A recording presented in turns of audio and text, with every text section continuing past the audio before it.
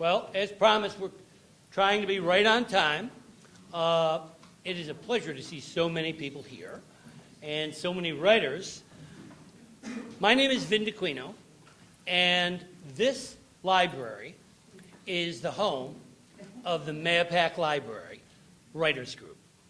Every Thursday since 1997, we have been meeting here. And one of the reasons is because the director of this library is so much for what we do. I would like you to meet Pat Kaufman. Pat, come on down.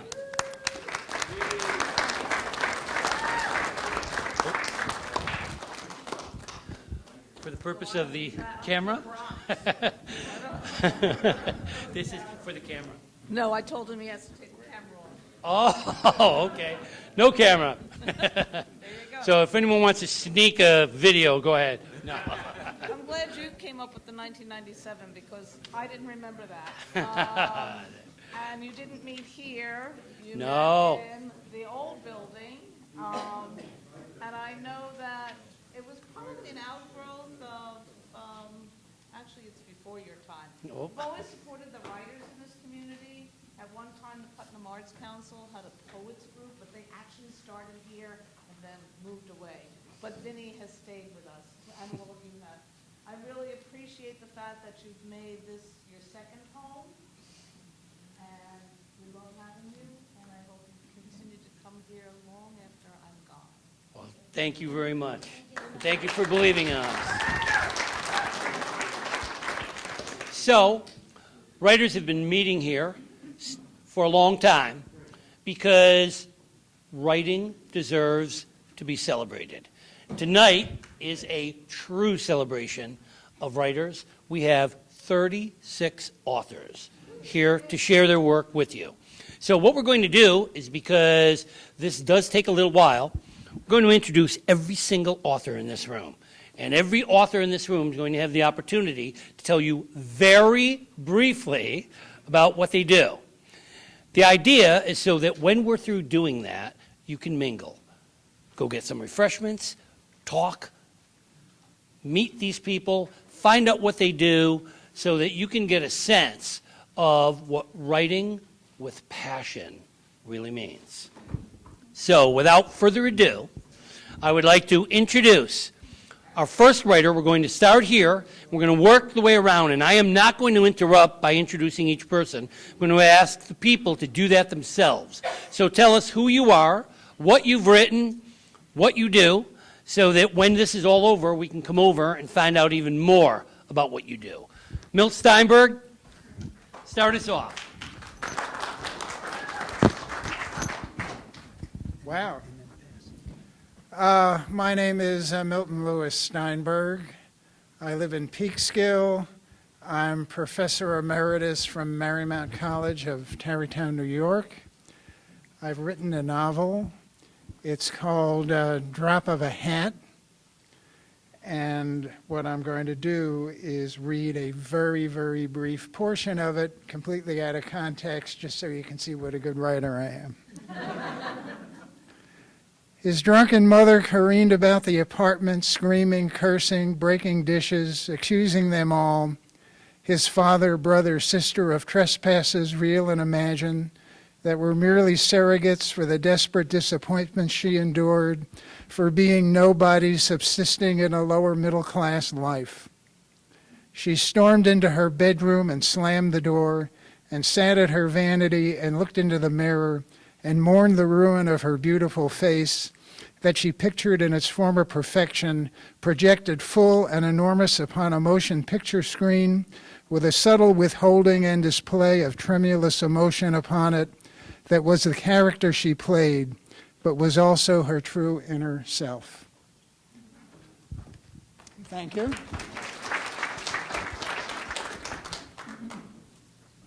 Hello, everyone. My name is Sal Armato, and I write fantasy books for kids and adults. There are no drunken mothers in my books. I've been writing since I turned 55. On the day that I turned 55, I decided I needed to write. So I sat down and I this is true. I took well, I was in front of a computer, and I started writing. I had absolutely no idea where I was going with it. I just decided that I needed to write. I guess when I turned 55, it kind of made me think, how much time do I have? So I started to write. I typed one sentence, and I had no idea where I was going with it, and I just kept on going, and finally it built itself into a story. It built itself into an idea, into a concept for additional stories. So this is a series, and it's a fantasy series of 3 kids and their adventures, their magical adventures. Although, strangely enough, there really is no magic in the stories, but things that are sort of magic-like. And I'd like to introduce my wife, Tina. Interrupt for 1 second. If you're wondering why you can't hear the microphone, it has nothing to do with you. The microphone is for the camera, so that the camera, all of this is being taped. So don't worry about shouting into it. You can't hear it because it's going in there. All right. Okay, sorry, go ahead. Hi. Hi, my name is Tina Armato. I have 2 books that I'm presenting today. The first is my dad's memoir. My dad wrote his autobiography. Many years ago, we gave them a computer, and they said, what can we do with it? And we said, why don't you write your life story? So this is my dad's life story. He passed away 4 years ago, and it took 4 years before I was able to emotionally open up the book, and it was like visit with my dad again. He was not raised in an era when they talked about their emotions, so he really told his life story through his work, and that's why I called it an autobiography of a working man. So it's a really good read, and my dad was actually a really good writer. And I have another book. I've been married for 35 years to this gentleman, and everybody tells me I'm a good cook, so when my niece got married, I decided to write a cookbook for her. I wrote down all my recipes. You should know that I'm not Martha Stewart. Okay, if the recipe has 4 steps and I can make it in 3, I'm there. I'm also really interested in health, so every recipe that's in here, not every recipe, but most recipes in here, have been sort of redesigned with an eye towards health. Things like thickened 1% fat, low-fat milk instead of cream, olive oil instead of butter, so I'm really careful with that. This is also available as an ebook, which is fully hyperlinked, so those of you who have a smartphone, you can bring it with you to the market, and if you see an ingredient that's really awesome, you can look it up and see what recipe uses it and what other ingredients you might need while you're there. So enjoy. It's available on Amazon, and for a limited time, I'm giving away cookies and a few recipes, so enjoy.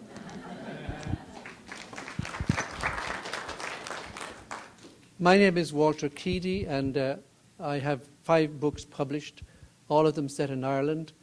They're all available on Amazon or Barnes & Noble. You can also look me up on my website, walterkeady.com. The most recent book is a historical novel set in Ireland in the 19th century. It's called The Agitator, and it deals with a man called Michael Davitt, who roused up the oppressed peasants to revolt against their landlords and avert the famine. And many of your ancestors came here as a result of the agitation that went on at that time. Thank you.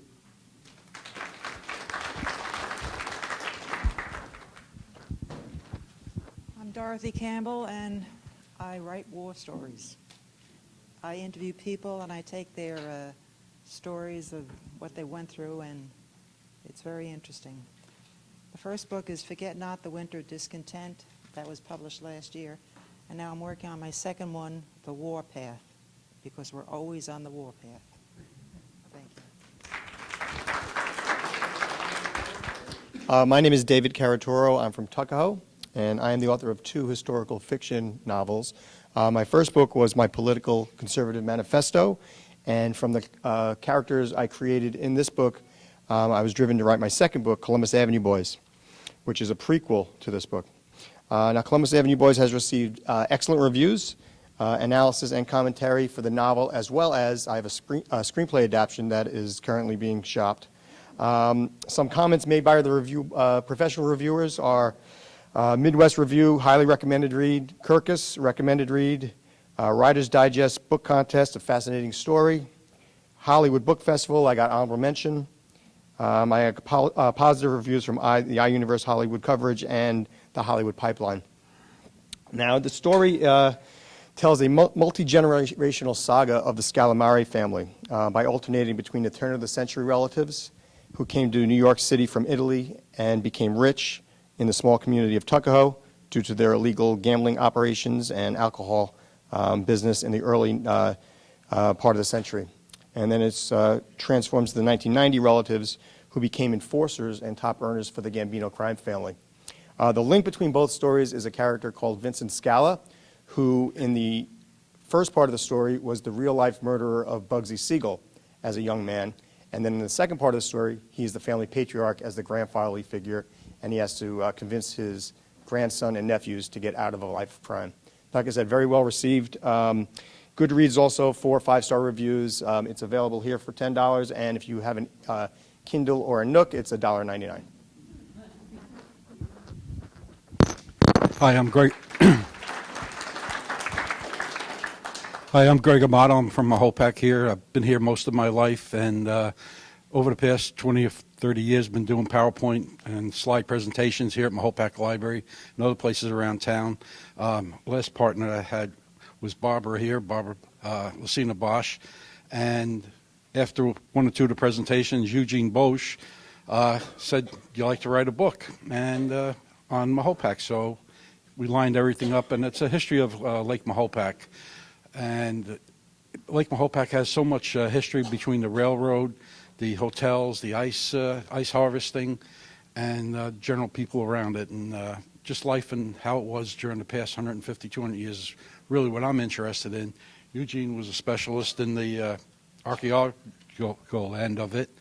And also the town historian Brian Vanguard contributed a lot with the railroad section and the technical stuff with the photographs and all. And now I'll give you Barbara.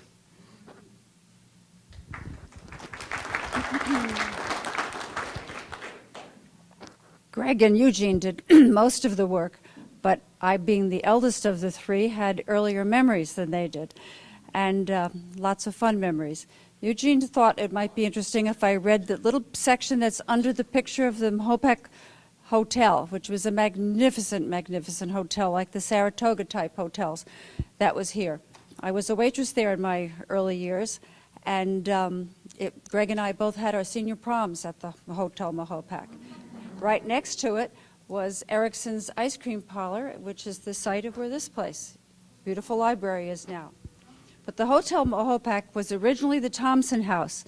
In 1851, Nathan Thompson, a local hat maker and shop owner, constructed a boarding house on East Lake Boulevard.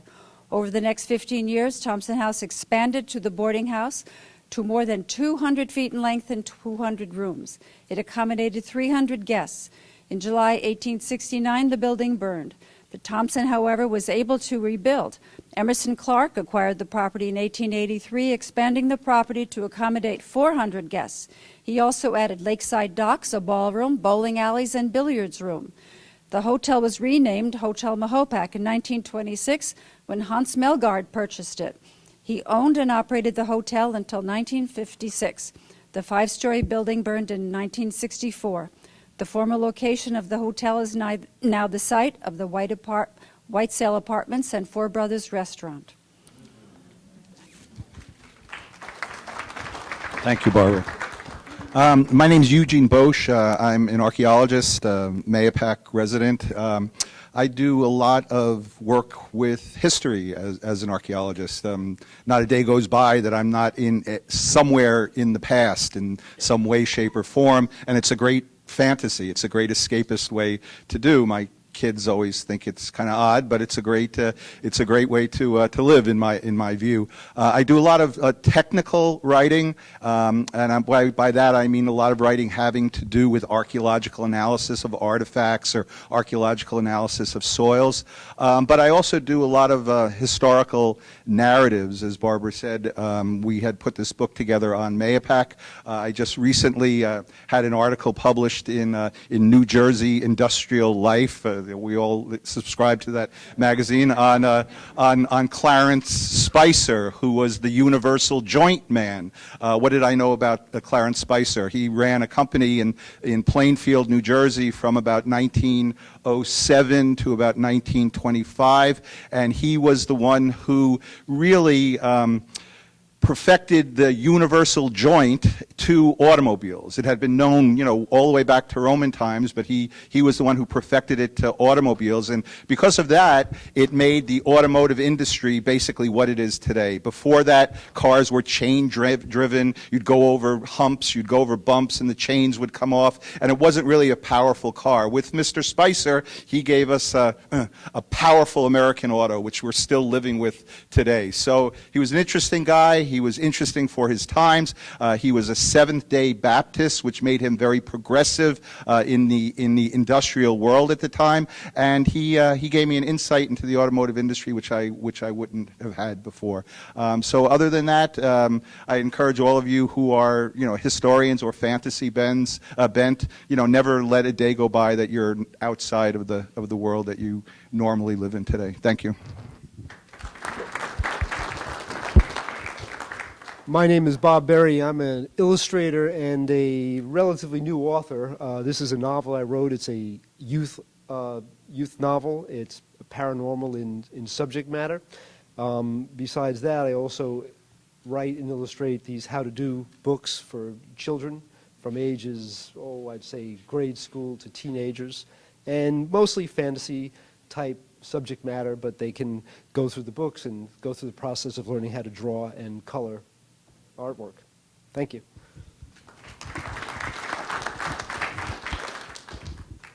Hi, I'm Linda Silbert, and thank you all for coming. Thank you, Vinny, for having us all here. My husband and I, we own Strong Learning, and I know a lot of people here, and we write books for children and for parents and for teachers.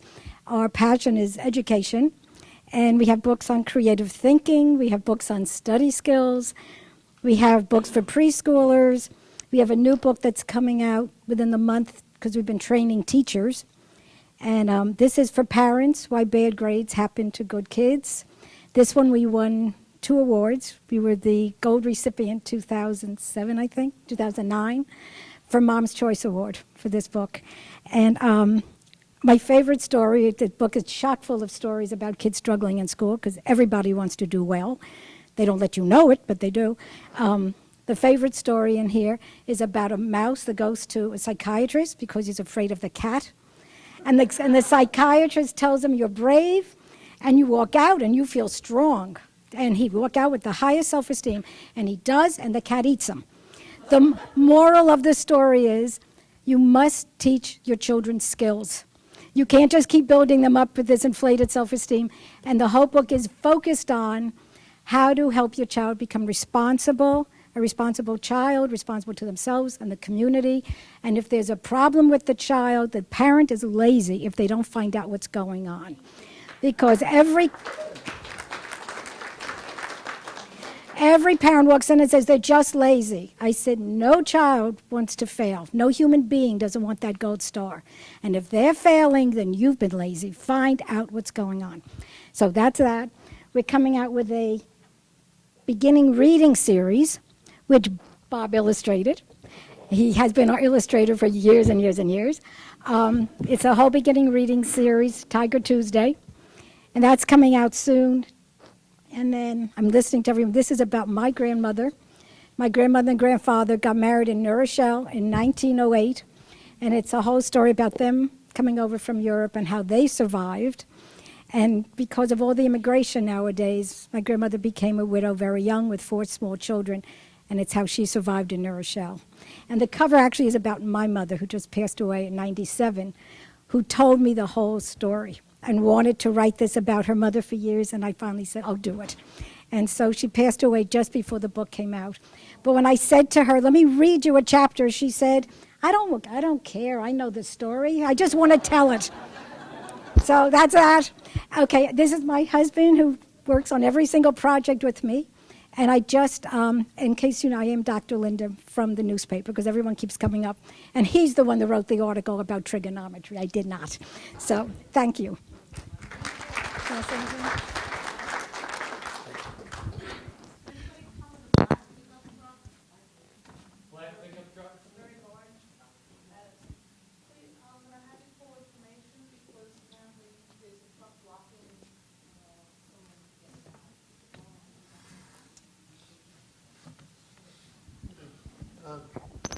My name is Vince O'Reilly, although I write under the pseudonym of Paul Castanellis.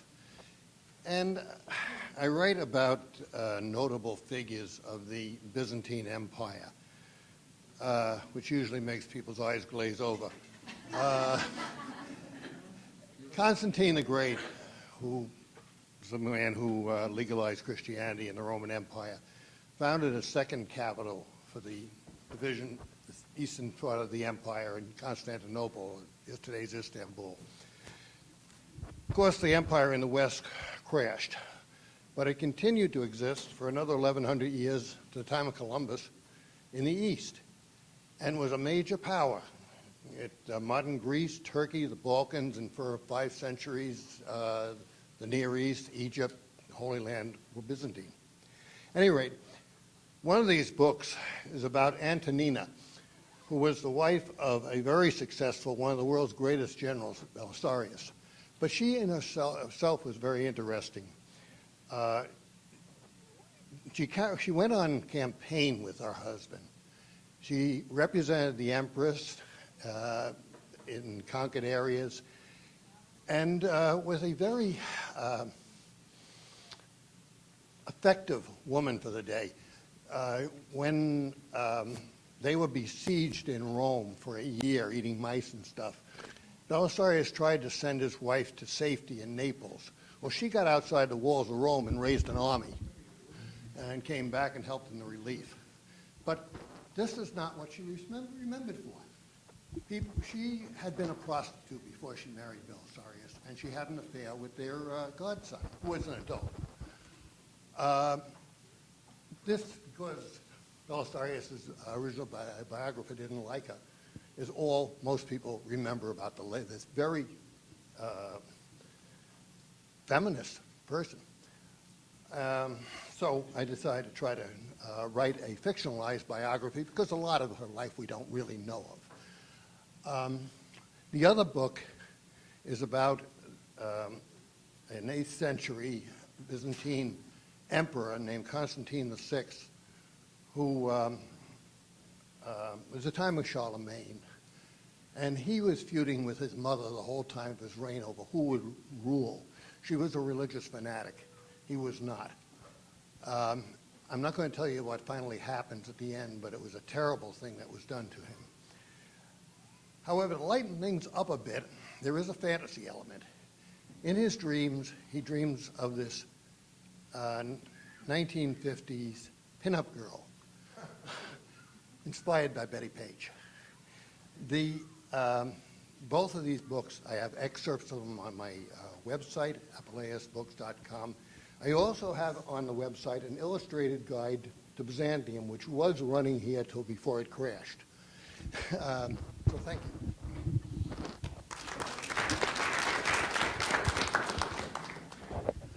I'm Norm Olson, retired design engineer from Continental Village, which is just north of Peekskill. Last 40 years I've been working on, off and on a novel, which just last year I discovered was already 500,000 words. So that's kind of discouraging, and lately I've been concentrating on shorter works. And I'll give you 3 of those shorter works. A shared moment. When now and then we share a moment looking at each other, it is a moment of pleasure. Whether you smile at me with just your eyes or with more of you, you induce a reflection in me. It probably surprises you to learn that weeks later, one such moment lingers in my mind. You and I have shared so little more than a few such moments. But honest perspective requires me to add here that I have also shared such moments with others. Does that detract from the value of our moment? I don't think it should. As I said, our moment still lingers in my mind. I'm not going to say with whom such a moment induced me to write this little piece. But if it should please you, please think it was with you.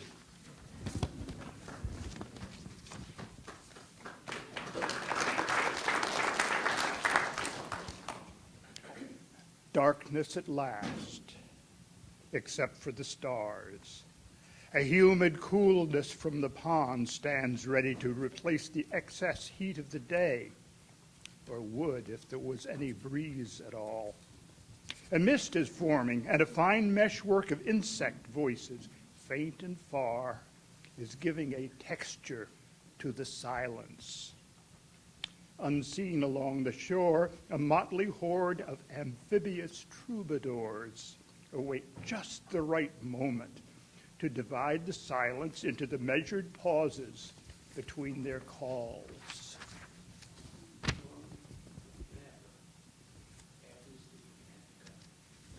Okay, I won't give you any more then. So there. Hi, I'm Bob Zaslow. I'm from Mahopac. I'm a teacher in the Bronx. I teach art and music. But I also write. For 15 years, I was a copywriter for an ad agency, and I learned a lot about writing. One of my passions is Shakespeare, and another is writing rap. I know I'm a white middle-class guy from the suburbs, but I love writing rap music, rap lyrics.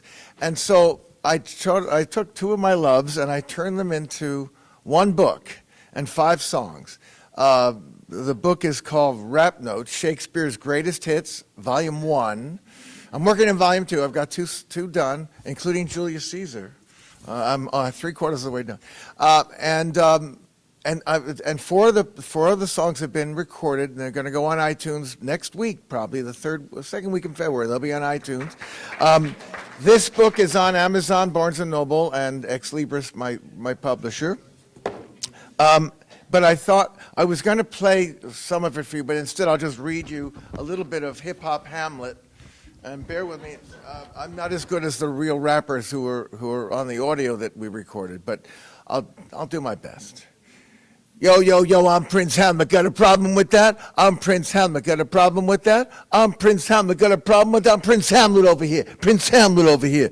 Good Prince Hamlet, melancholy. What, should I be all bright and jolly? My dad is dead, and my mom's big folly is marrying my uncle. Gosh, oh golly, well I guess that's gotta be fine with me. So fine I say to be or not to be. Should I kill myself? That's the question. Anyone out there got a suggestion? Should I shuffle off that mortal coil or stay alive and try to spoil what that smiling villain, his name is Uncle Claude, is trying to do and prove him a fraud? Now a theme of this play, one of Shakespeare's best, is Hamlet mad or just depressed? And by mad I mean off his rocker, okay? Or is he just faking it to get his own way? Well, we ain't gonna tell you during the show, mainly because we don't really know.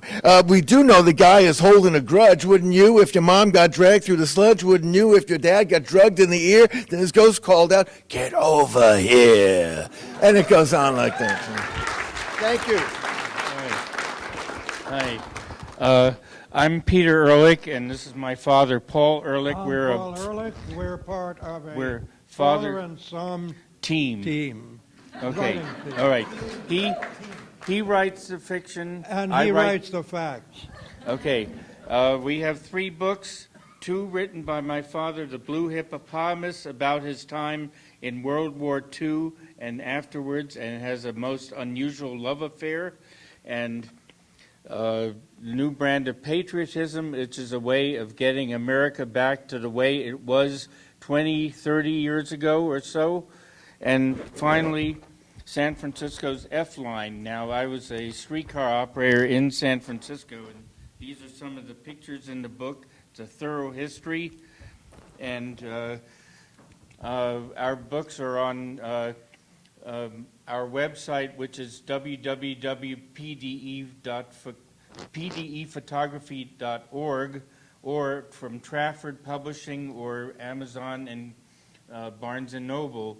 And here's Pop, who will read a little bit of something from the Blue Hippopotamus. Well, I don't think there's time to read much of the Blue Hippopotamus, so I'll just read you something of the U.S. Review of Books, which is the famous reviewer.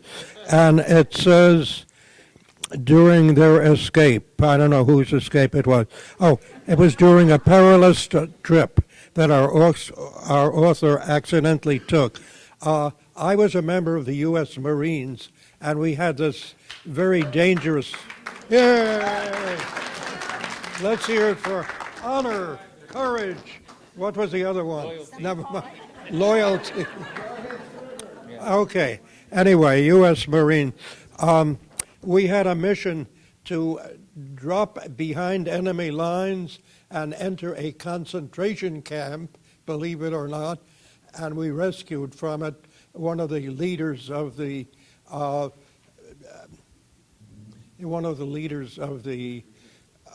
underground. Underground resistance. He was a terrific leader, and they had scooped him up, and they didn't even realize they had him. And our job was to get him out of there and bring him to England. And we did. And actually, I ended up speaking to the Queen, but we'll talk about that some other time. We had all in this book. Okay. Thank you very much. Hello, my name is Tanya Goodwin. I live in Carmel, and I'm a physician. I write medical romance, romantic suspense, and some mystery as well. I've penned 3 novels. One, if memory serves, was out in September. It's published by Mitchell Morris. I have a sequel to that will be coming out probably next year, and I have another mystery novel that will be coming out. I have 2 medical romances. They're holiday related. One was a Christmas one that was called Evergreen Christmas. And I have this one here, which is called Roxanne. It's actually a spin-off of Cyrano de Bergerac's Roxanne. It's about a pathologist with a very large nose who will do anything to get his colleague Roxanne Craig's heart, including a nose job. So I am a member of the Romance Writers of America, Mystery Writers of America, and Sisters in Crime.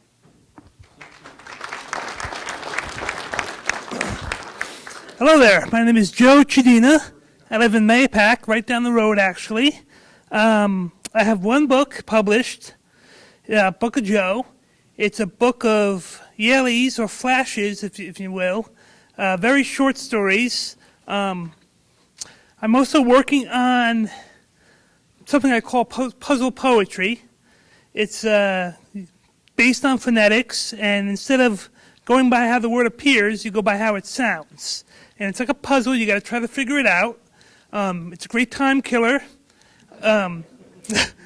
If you're going, it's a good toilet book too. If you're going to the John, my goal is to turn a 5-minute visit into a 30-minute visit.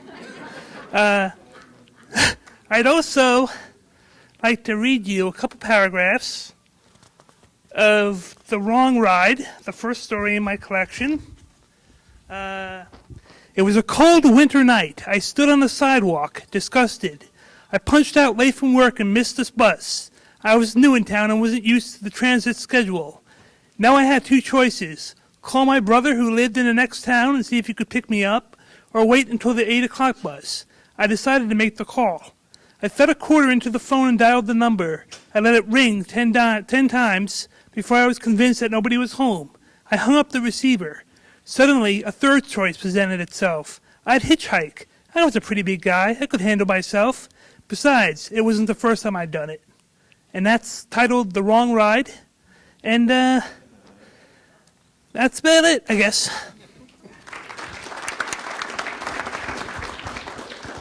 Thank you.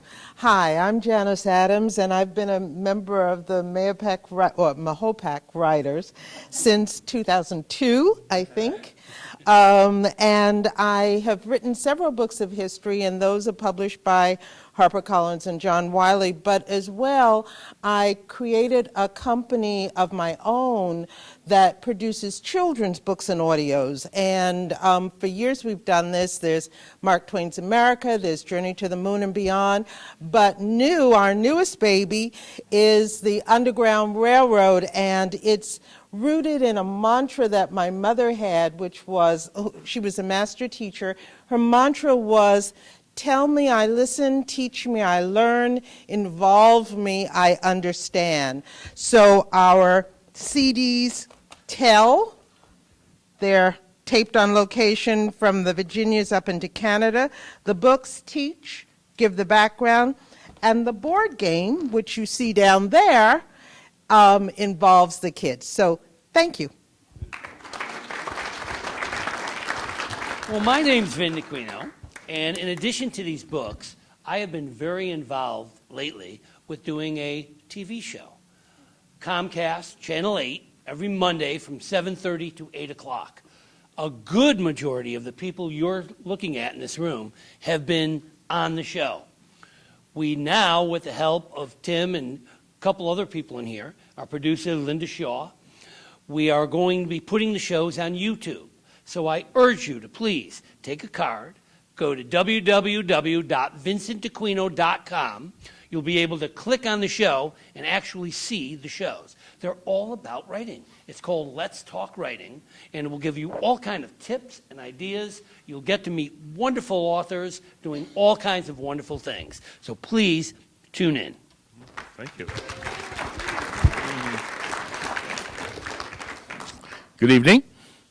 I'm Carl, Carl Mildy. My website is mildy.com. I started writing about 15 years ago. I wrote a screenplay that was actually optioned to a Hollywood director. I wrote 4 children's books. They were really a detective series. It's called Jason and the Detectives. And then I started writing adult books. And the first one is here, called The Commuter Train. To a father and son hijack a train, a commuter train that goes from Wassaic to Manhattan, and manage to get that train all the way to Washington, D.C. Because it's driven by a diesel engine, and a diesel engine can go anywhere in the United States.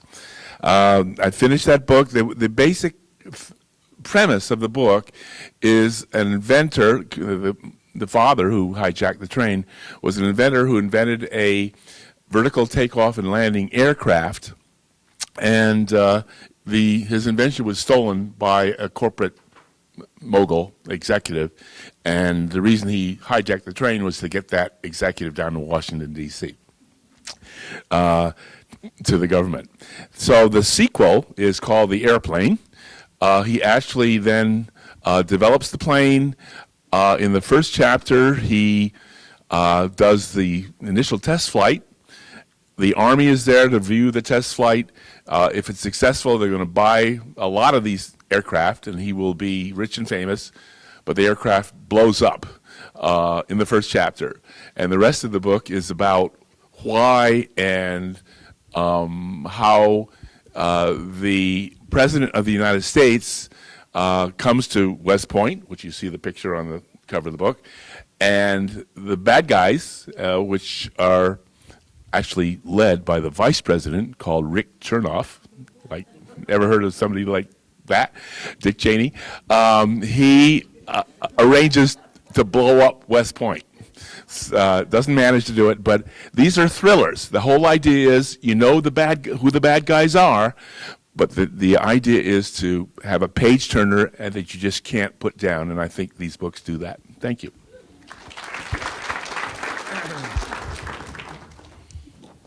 Hello, I'm Steve Haggerty, and hello, Farmhouse Cookbook. I did the local color, a lot of the stories, and so anyway, I've written some poetry. I went to school 6 years for writing, and I was a journalist, and this is a lot different. Sometimes being a journalist gets in the way of being a fiction and poetry writer because it's very, very different. So I'll read you one of my poems, and then I'll tell you what happened after the poem. It's called Terry Brook. I hear it roaring from the farmhouse deck, beyond the red cow barn, wearing to gray. I'm compelled to walk down the hill to check its pulse on this clammy November day. Beneath the bridge's wood planks, the clear wave flows over blue, silver, and green rocks.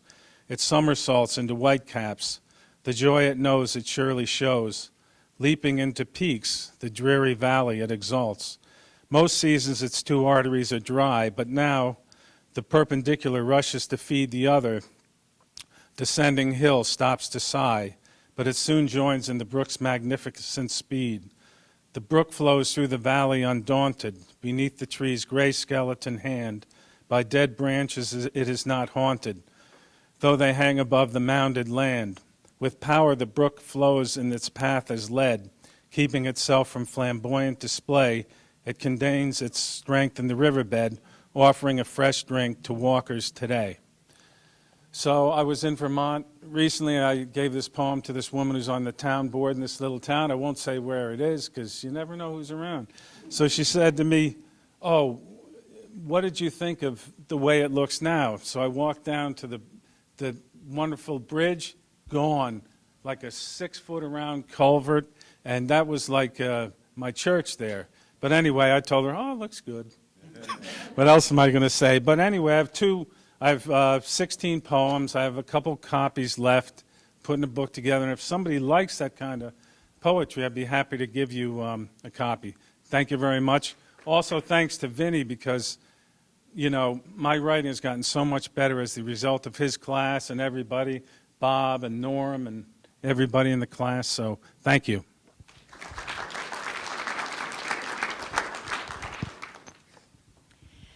Hello, my name is Dorothy Kalaki. I was a teacher for 25 years in the Brewster school system and in my 80s today. And thank you. Nice to be honored at that age, you know. And actually, I was honored by an Amazon publisher happened to read a couple of my articles that had been printed in the local paper because I have a local article that it appears bi-weekly in the Putnam Press Times. And the Amazon publisher said, "Do you have any more of these?" And I said, "Yes, I have 54 of them." He said, "I think we'll publish them." And he did. This is my book, Musings. And I'm really quite proud of it at my age, I'll tell you. Because I've had a lot of fun. It's been an adventure, really. But I have to tell you what the book is about, otherwise Vin is going to cut me off. First of all, oh, by the way, the book is $10. My book has 3 types of stories in it. They're short stories. They're poignant personalities, whimsical memories, and critical of the culture. And poignant personalities, I'll give you an example. I have these stories are all based on things that have happened to me, but I've changed the names. An abused little girl, she was in one of my classes. My first date. The odd child out was a child in one of my puppet shows. One of my kids refused to be in it. Of all the 700 kids I taught, one kid refused to be in one of my shows. It's about him. A winter thaw, when I was a class mother, had to get a gift for a nun of all people. What do you do for a nun?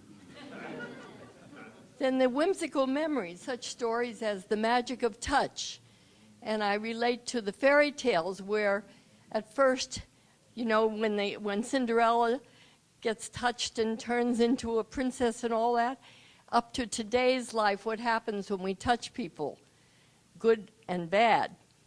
And then a story of silver slippers to house slippers, what happened to me from the time I was in silver slippers and dancing up to house slippers today. And another one, I thought I could dance, what really happened. And then another one, bobby pins, hat pins, and hairpins. Then I have some critical, and I'll be finished, critical of the culture. One is called A Grave New World. Nothing's private today. I Want It Now, about the greed. It all hangs out, and doesn't it? Not everything, not even the clothes, but the way people are. So what I'm saying is you can get this on Amazon.com. It's sold Amazon.com, $9.99, or Kindle. And I have a couple copies here that I'm happy to autograph and love to sell. And so far, I've sold 225 of my books. And I'll tell you, I'm very proud of this, honestly. At my age, to be an author, it took me a year and a half, and I'm on my second book. Thank you. Thank you. Hello, I'm Dennis Corcoran. First of all, I want to thank Vince, and I also like to thank Debbie Feynman for inviting me for this opportunity. I'm a historian. I'm a retired teacher, like a lot of people have said. I'm also a teacher now in Chappaqua, and I've written something that no one has talked about so far as a category, sports, baseball to be specific. All right? This is the name of the book, Induction Day at Cooperstown, A History of the Baseball Hall of Fame Ceremony. And I spent 6 years working on it. Went to my first induction in 2004. In my book, I have anyone who's controversial. It's in the book. I have any baseball player you have heard of who's in the Hall of Fame. We've talked about him. We go from 1936 to 2010. And I have trivia. Those people who like trivia. I have trivia questions. These are some of the pictures from my book. Spent 6 years working on it. It's all, whether you want to talk about Jackie Robinson, President George H.W. Bush, coming for Gary Carter. We can talk about that. But when I wrote the book, and by the way, I've been on national radio, national TV. I've been on The Fan, if you've heard about The Fan radio station, interviewed because of the book. My inspiration was not the Hall of Famers, was not the Hall of Fame. My inspiration was the fans. Okay? The fans who come there. They might come one time in their life, but they want to come like last year. Ron Santo was honored, and he had waited a long time, and he died, unfortunately. 4 busloads of fans came from Chicago to honor Ron Santo. Probably never come back to the Hall of Fame again, but they wanted to be there. And the fans that invited us come every year. Every year, and they invited us back in 2004. Just want to share with you one fan that looks like, anybody recognize who that looks like? It's Babe Ruth. This gentleman is Willis Gardner. He's 75 years old. He's a truck mechanic from the Midwest, and he comes every year, and he's very quiet and shy, but he went to visit Babe Ruth's cemetery where he's buried down in Gate of Heaven in Valhalla, and he came dressed in his Yankee uniform. It was October, so he came with a jacket on. And when he got there, he wanted to find out where Babe Ruth, if you're familiar with Gate of Heaven Cemetery, it's huge. And he wanted to find out where he's buried. Finds out, moves over to his right. There's a woman coming right after him, doesn't even notice him at all, asked the same thing. Where is Babe Ruth buried? And the gentleman tells her, and she turns to her right, and she sees him, and she screams. Needless to say, he was the hit of Gate of Heaven Cemetery that day. All right? Thank you.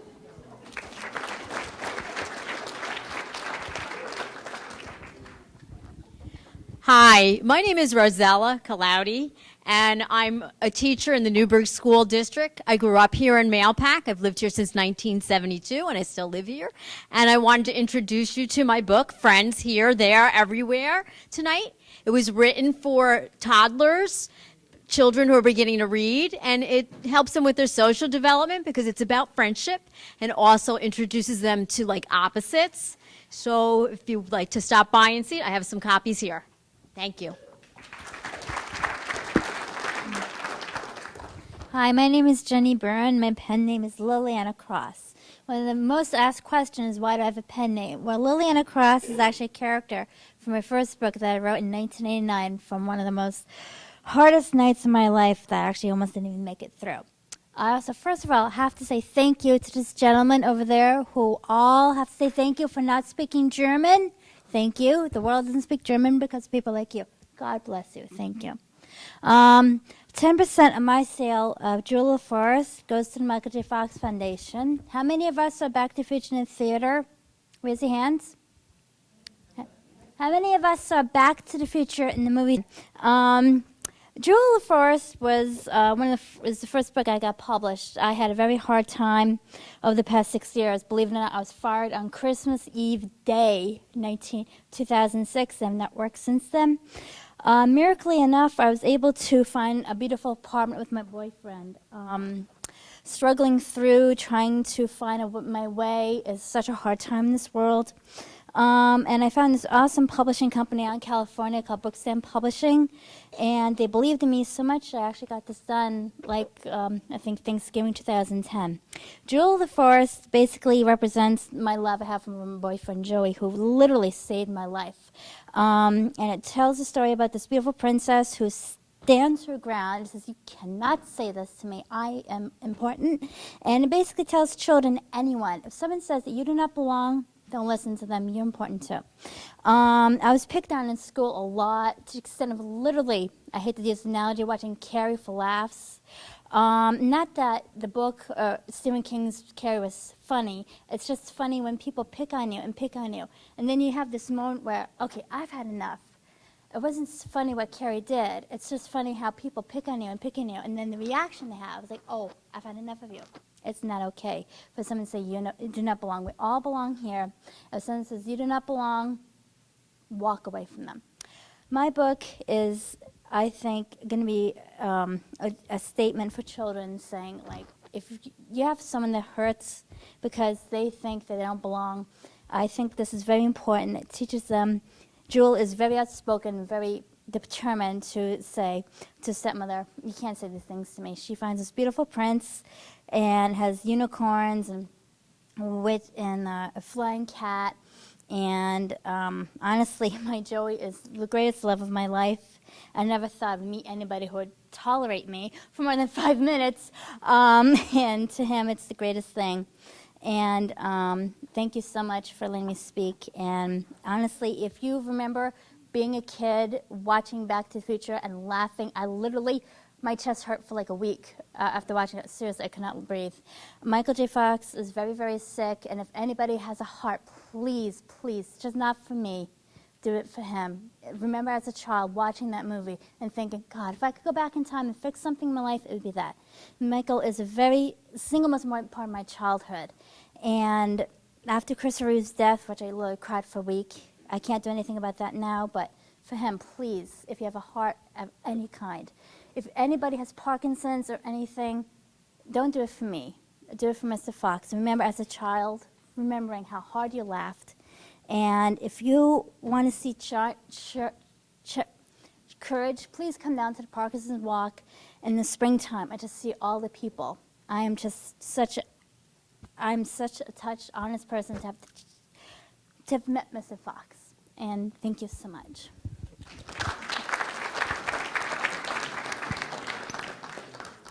Hi, my name's Colette Martin. I'm from Poughkeepsie, and this is my book, Learning to Bake Allergen Free. It's my first book. It was published in June of this year.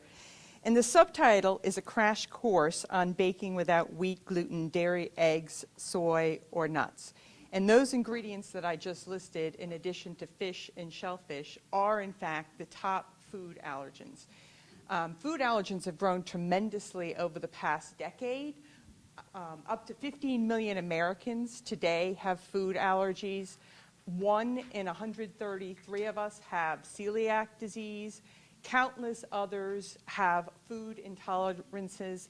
8% of all children, which translates to about 2 in every classroom, now have food allergies. So what I know for sure is that either you, everybody in this room, either you or somebody you know has some kind of a food restriction. The book is different than your typical cookbook, not just in the difference in ingredients used, but it's also very much a how-to. There's a lot of information on how to replace wheat, the ingredients to use instead, non-dairy milks to use, how to bake without eggs and what you should choose in what case. And then, of course, there's a whole bunch of great recipes. And the book is available in all bookstores and in all of the electronic book formats as well. And, of course, I'm signing them here today. And I do have recipe cards for anybody who's interested. Thank you. My name is Rosemary LaJoy. I live in Brewster. I've published 6 books. I have 2 other completed books. I write poetry, poet therapy that helps people, and short stories. And I've been writing for many years. Thank you.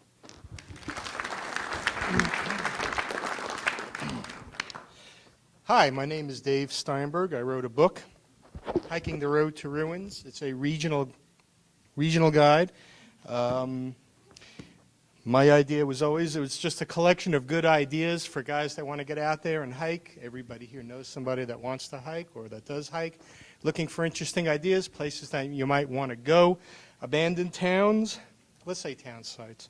Iron mine sites, some old abandoned military stuff that's in the area. There's really a lot of it around here, and I really wasn't planning on reading. I'm going to do one paragraph. Let's see how that goes. Come near to me, my children, for you are the branches of my tree. No, this is yours.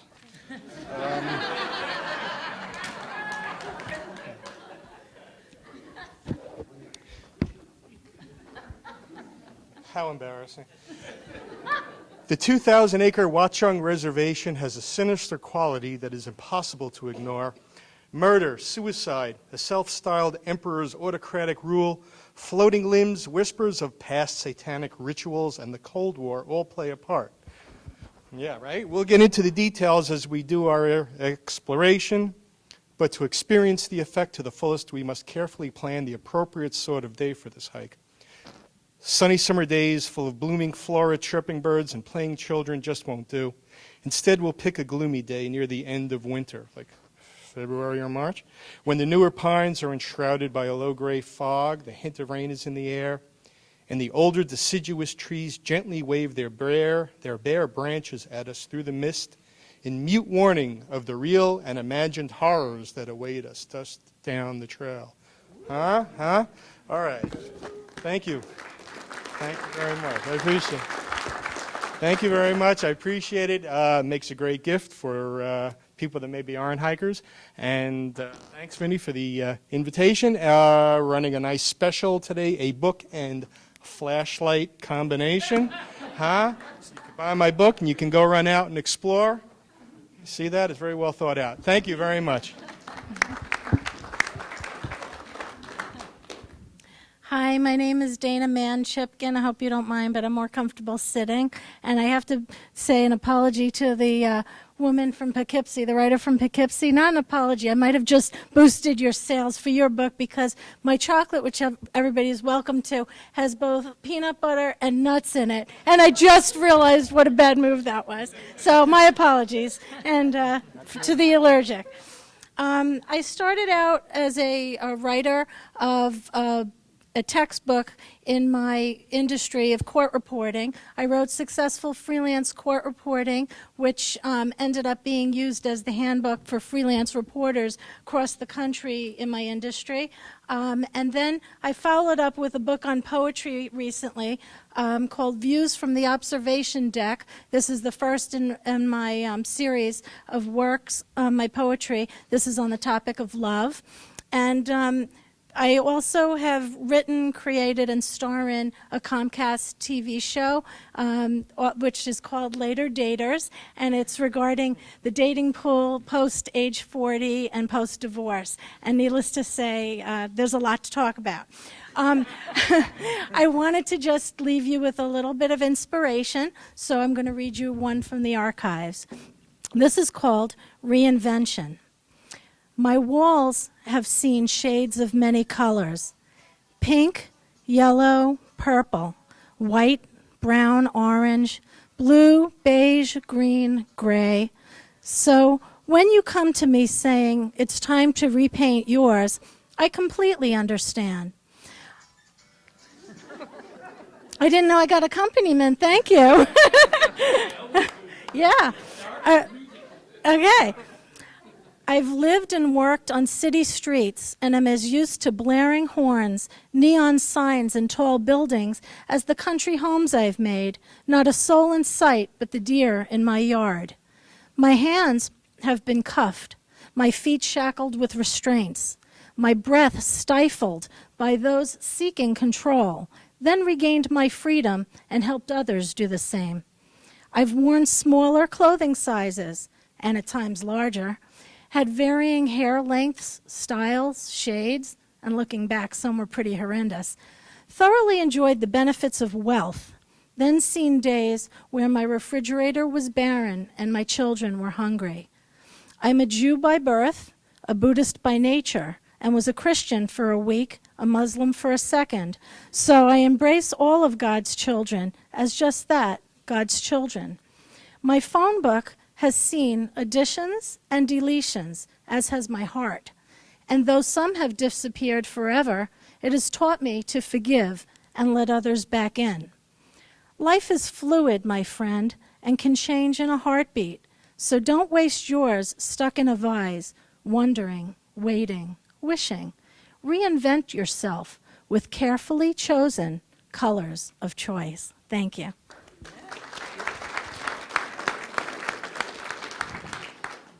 Good evening. My name is Michael DeNobili. My pen name is Mag D. It's simply my initials, Michael Anthony Gabriel DeNobili. It's a nickname I gave myself my junior year of high school, and it stuck. I'm a resident of Mahopac since 1994 when I entered the 4th grade.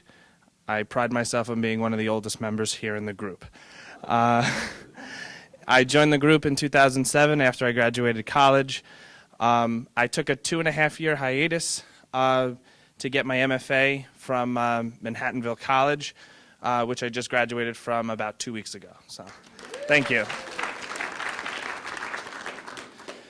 I currently have 3 works in progress. I'm going to just briefly state what they are. The full synopses, if you want to see them, you can come see me afterwards. My first one is Chickasaw Creek. It's 1954 Mobile, Alabama, and it's about an 11-year-old boy who's dealing with his abusive father, and he meets a couple of marginalized individuals in Mobile society in 1954. Second one is Into the Mouth of the Beast, In Search of Hope. It takes place in 1996, Salem, Massachusetts, about 17-year-old Mitch Parker. He's dealing with the divorce of his parents, the abduction of his kid sister, who's also his best friend, and he's also being bullied at Salem High. So going through a lot of things.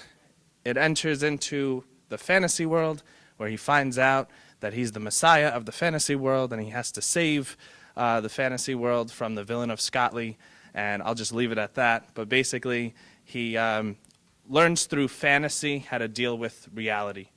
Last one is Prelude to a Dream, The Confessions of Anthony Mancini. Takes place in 2053 in New York in the future. It's a romance, and basically my inspiration was The Notebook. I wanted to make Nicholas Sparks eat his heart out. So that's my inspiration was The Notebook, and it's my version of The Notebook. If you wanted to learn more, you can come see me. What I wanted to share with you briefly is the only poem I wrote in 2012. My grandmother passed away back in April, who I've been living with for the past 2 years. And a couple of weeks after she passed away, I wrote this poem. I normally don't write rhyming poems, but I guess I was in a rhyming mood. So this is also the first time I'm sharing it with anybody other than the computer. Forever real. Through the years, you build a house and home. In the end, you're left alone. You make memories, pictures on the wall. But to have you here, I'd give them back. Each and every one of you all around. All I'm left with is this emptiness of sound. I look at the chair where you sat and watched TV, and selfishly, I wish you here with me. As my soul aches, as my heart breaks, I am thankful for... Thank you. Professional songwriter since 1985. I had my first song come out as a songwriter, and Vinny suggested I do a little tune. But what I came to talk about is this book that I just had come out called Write Songs Right Now. So the idea behind Write Songs Right Now is that we're all songwriters in our heart of hearts. And you don't need to be able to play an instrument. You don't need to be able to read music. You don't need to be able to notate music. You can actually, I mean, I was just thinking as you were reading that would make a great song. Was anybody else thinking that? That would be a beautiful song? Or is that just how I look at the world? I kind of look at the world, admittedly, through that lens. People I'm talking to in conversation, I'll say, oh, that would be a great title. Or, hey, that rhymes. So anyway, I feel like if we all had a way, you know, a lot of us are authors, but did you ever think about writing a song? Who here has ever secretly thought they could probably write a song. There, see? There's one. Come on, admit it. You want to write a song. So, yeah, the idea behind this book is to take away the mystery of it all and break it down to go ahead and fail, blow it for 3 minutes, and see if something good pops out. If you do it over and over, you get pretty good at it. So Vinny's idea was that I could do a tune. Actually, right now, my co-writers are in the studio recording this very song, so I came here instead. So it's called I'm Your Island.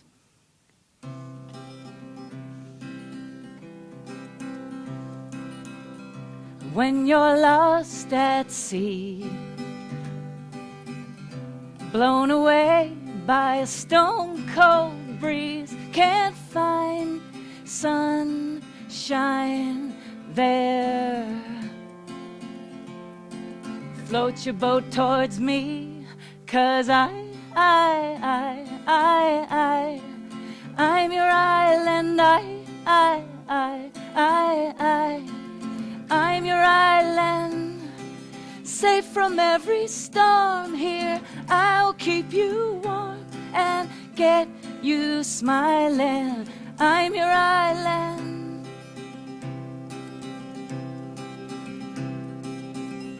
On your darkest night, not a sound but the doubts inside. You won't get shipwrecked. I'll flash the lighthouse light, 'cause I'm your island, I'm your island, safe from every storm here. I'll keep you warm and get you smiling. I'm your island. No need to wonder, you won't go under, 'cause I'm your island, I'm your island. Thank you so much. So come get a piece of paper about, a little about the book, and I'd love to turn you all onto the magic that is songwriting. Thanks. Last and not least, thank you. My name is Shanti Areta. I also turned 55 and decided that it was necessary to first retire from the school system and then write this book. The book is called See What I See. It's a book in progress, not done yet. It's about what I call societal karma. It takes a look at what we do as a society to all the beings on this planet and how it comes back to us. It starts with my story 7 years ago when I was misdiagnosed with myeloma, a blood cancer. And for a month I thought I had 5 years to live. And it pretty much was somebody taking me and going, you belong on this path. In my story, in my book, I look at what we do as a society, and I show the mirror of how it affects our life. If you are interested in signing up on an email list so that when it is published and it's out, I will have a launch party. So please come, please put your email, and I'd love to share it with you. It's a message that needs to go out, and really hope that you will come in and enjoy it with me. Thank you. Hello, my name's Kevin McMurray. I live in Brewster, New York, and I have 6 books presently in print. My primary genre is true crime, and I am doing a book right now on a local case, or 2 local cases, the rape and murder of Josette Wright and the disappearance of Robin Murphy. So please look for it in your favorite bookstores or online. I'm published by Rosetta Books. So thank you very much, and enjoy the evening.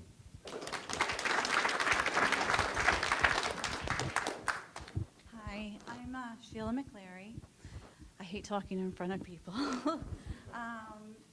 I've been a member of the Mahopac Writers Group for over 10 years myself, and during that time, I was going through something with an older son of mine, and it turned into a nonfiction book called In Mourning the Loss of a Living Child. And it's a mother's journey and what she goes through with the son who has a substance abuse problem. And I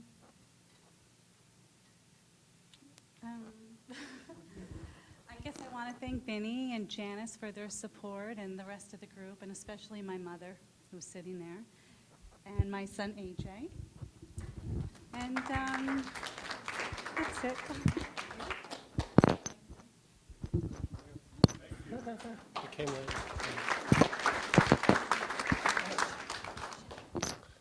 Okay. I'm Jeff Edrick, walked in a little late. Anyway, I got a book here. I'm just going to read you something. I write poetry and short stories, so here you go. It's called Dream of Broken Feathers, the book. This is called Goodbye Again. I can feel you saying goodbye now, not the kind of goodbye like waving your hand when you were here, but the kind of goodbye from beyond this world. I'd gotten used to talking to you way over there. At first, it was like talking to the trees or the water or the stars. I used to hear you in all those places, but now you are talking to me from so far away. I'm not sure. If I do not lie to myself, I think you are saying goodbye again. I sense you are writing a last letter from your cottage beyond the stars. Dear friend, I walked as spirit between our worlds. Now that path is gone. I see you on earth trying to remember me. Before the last part of me dissolves, I want to say goodbye again. Goodbye because I knew you, because we were joined together like the beginning of light. Even from here, I can feel the traces of that. I am disappearing, spreading into space. I can no longer appear in your dreams or speak through the water. I was but a yellow flower in the sun. The universe is holding me like my mother. There's so much I want to learn. I want to become the stars. Your pull holds me to earth and I cannot leave. For days and weeks and months I've been visiting you, your hand and mine clasped together as I help you onto the shore of your life. I could become flesh again, but it's time for you to feel the glory of the sun alone. This is my last step. This is my last lesson. I am shedding who I am, and then I can hold you forever. But I will not have my name or memory or a message except to say, live, my dear. I am you now. Thank you.